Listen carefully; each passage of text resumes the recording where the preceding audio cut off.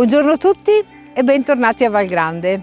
Oggi sono qua di fronte a questo bellissimo, permettetemi di dirlo, a questo bellissimo campo di frumento. Infatti quasi tutti i giorni, siccome questo è un momento di instabilità, diciamo, meteorologica, quasi tutti i giorni gli agricoltori che cosa fanno? Osservano i loro campi e osservano gli effetti della pioggia, del vento.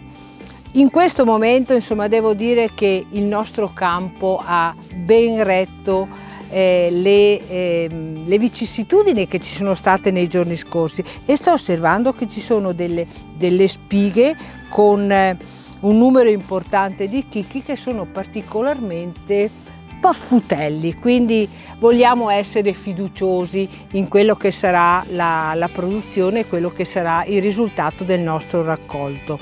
Incrociamo sempre le dita perché, come dicevano gli anziani agricoltori, dicevano che il nostro datore di lavoro è il tempo, è il cielo, ed effettivamente è quello che facciamo, che guardiamo in su.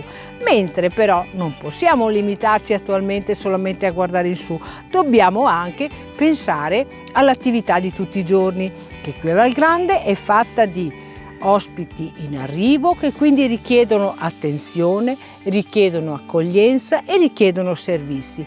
E dobbiamo anche pensare a quello che i nostri ospiti chiedono, che è il servizio della ristorazione, che avviene sempre seguendo i nostri binari di riferimento, che sono la stagionalità e il prodotto tipico. In questo momento dobbiamo dire che la stagione ci sta dando frutta e verdura, quasi la prima della stagione, come le zucchine, i primi timidi pomodori, ci sono già delle melanzane che non sono ancora nel pieno della loro produzione, però le possiamo già trovare sulle nostre tavole, che abbiniamo alle carni di pollame.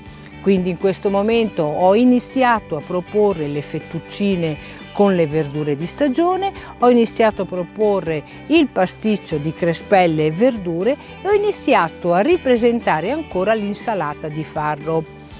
Ovviamente ci sono sempre i piatti vegetariani oppure i piatti confezionati con i prodotti, in particolare con i formaggi che provengono da un caseificio del nostro territorio.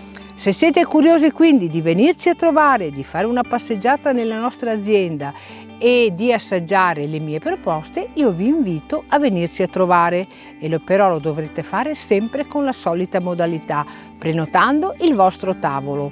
Dove? Tra i contatti che troverete tra le pagine social dove siamo presenti o tra le pagine del nostro sito. Io per il momento vi auguro una buona settimana e purtroppo devo scappare e abbandonare la mia passeggiata. Ciao!